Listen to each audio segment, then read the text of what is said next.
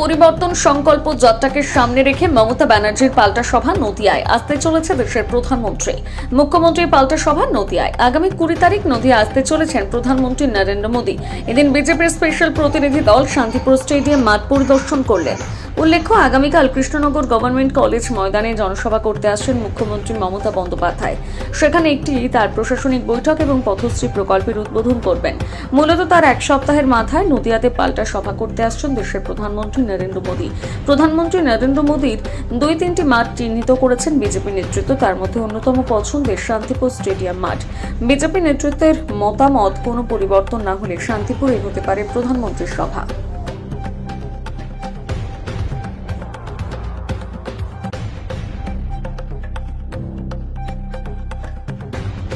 পরিদর্শন মাঠ আগামী 20 তারিখ প্রধানমন্ত্রী, দেশের যশস্বী প্রধানমন্ত্রী নরেন্দ্র মোদীজির সভা রানাঘাটে।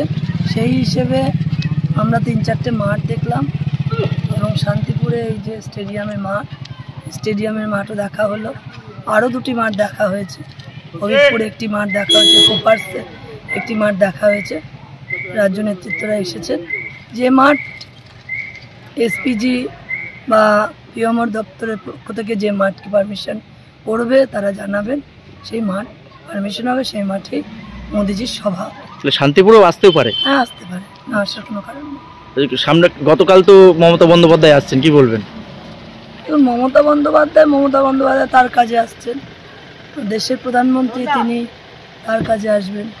প্রত্যেকটা রাজনৈতিক দলের পক্ষ থেকে তারা কর্মসূচি নেবেন, তাদের কাজ, প্রশাসনিক কাজ, দলীয় কাজ, সেগুলো চলবে। কি কারণ?